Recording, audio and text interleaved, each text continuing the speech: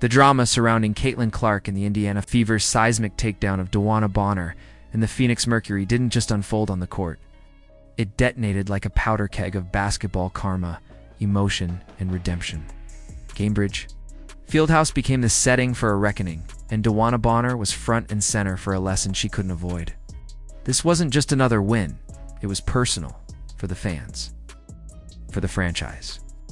For every single player who stayed when Bonner walked away, from the moment Bonner stepped back onto the hardwood in Indianapolis, the air was different. There was no warm welcome, no soft applause for a returning former player. Instead, the building erupted in boos the second she checked in. The message was clear. This was the court she abandoned.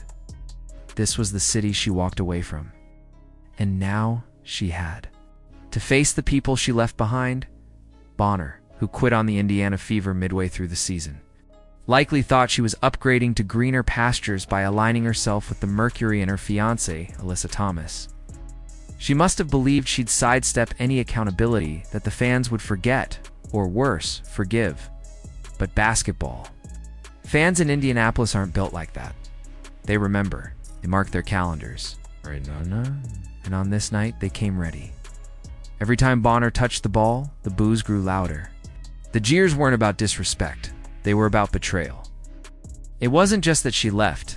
It was how she left. She walked out mid-rebuild, mid-hope, mid-Caitlin Clark era.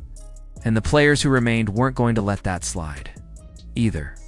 From the bench, even sidelined with a groin injury, Caitlin Clark was as engaged as ever, smiling, cheering, and celebrating every defensive stop on Bonner like it was the playoffs. When Lexi Hull and Natasha Howard swatted Bonner's shots or forced her into a shot clock violation, Clark leaped from her seat. Her joy was unfiltered, unbothered, and full of the kind of emotion that told you everything about how the locker room felt about Bonner's exit. Meanwhile, Alyssa Thomas wasn't about to let the moment pass without her own theatrics. She wasn't. Even in uniform, but was caught on camera jawing at Fever fans, defending Bonner and throwing shade at the franchise. She told fans Bonner had finally joined a real team, unaware she was about to witness that real team get picked, part possession by possession. And that's exactly what happened. Bonner didn't just play poorly, she disappeared. 1 of 4, shooting. 4 total points. 1 rebound. That was it. That was her impact. The boos, instead of rattling her into greatness, seemed to suck the energy out of her. She looked small, uncomfortable, and misplaced. The same crowd that once cheered for her now watched in satisfied disbelief as her replacement. Aari McDonald delivered a career-high 27 points and played with more fire than Bonner ever showed in that jersey. McDonald wasn't just good, she was surgical. She sliced through the Mercury defense with relentless precision. Her confidence was infectious. Act 4-10 from the line. 4 assists, a perfect blend of aggression and control. And perhaps the most poetic part, she was one of the players signed with the cap space freed up when Bonner quit. Talk about instant karma. She wasn't alone either. Chloe Bai, another late-season addition, added 10 crucial points, a steal, and the kind of spacing that stretched the Mercury's defense to its breaking point. Her clutch three-pointer in transition turned momentum into an avalanche. Cunningham added 12 more, including a savage 4-point play that brought the crowd to its feet. And Darius Dantas embarrassed Alyssa Thomas with a veteran dream shake that added insult to scoreboard injury. The Fever didn't just beat the Mercury. They dismantled them with surgical team basketball. The irony was thick. Filled Bonner's void weren't just serviceable. They were better. They were hungry. They were invested. And they showed that team chemistry always beats entitled talent. But the most devastating blow came in the fourth quarter when Boston decided to finish what the others had started. With the game still within reach, Boston transformed into an unstoppable force. She had already put up solid numbers all game, 22 points and 12 rebounds, but in the final frame, she erupted. 17 points in 1 quarter, a personal 10-0 run. Her footwork was flawless, her timing impeccable, her will undeniable. The Mercury thought they could claw their way back in. Boston slammed the door shut, She bullied defenders in the post, finished through contact, drew fouls at will, and calmly drained her free throws. She took control with the kind of dominance that turns players into legends. And the most electrifying part? Gainbridge Fieldhouse was shaking with every bucket. The fans, long-suffering and newly hopeful, could sense that this was a turning point for the franchise. Boston's performance wasn't just a career-high moment. It was her fourth straight double-double, career-best streak that symbolized her growth from promising rookie to bona fide franchise cornerstone. She wasn't filling space while Clark healed. She was leading, with poise, with power, with purpose. By the final buzzer, scoreboard read 107-101. But the real score was settled in the stands, in the locker room, and in the hearts of the fans who had waited months for this night.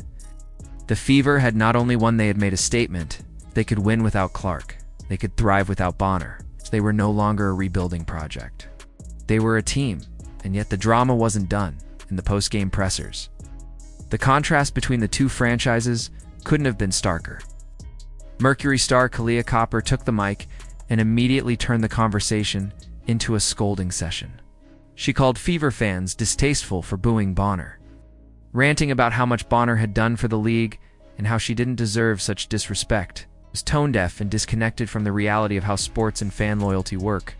Bonner didn't just switch teams. She quit. She bailed mid-season. She left players and fans behind. She made her choice, and the fans made theirs. Copper's outrage fell flat. It only highlighted how Mercury players were out of touch with the emotional stakes of the game. By contrast, the Fever handled things with complete class. Head coach Stephanie White didn't dwell on the drama. She was asked about Bonner's return and simply shrugged it off. Basketball is basketball. Relationships are relationships. It was a masterclass in how to de-escalate a situation with grace. And then came Aaliyah Boston, who shut down the drama with one line that got nothing to do with me. Short, mature, focused. She emphasized what matters, getting the win and moving forward. No bitterness, no theatrics, just championship mentality. It was yet another reminder of the cultural gap between the two franchises. While the Mercury were concerned about optics and legacy, the Fever were building something real, something sustainable. The scoreboard reflected that. The attitude reflected that.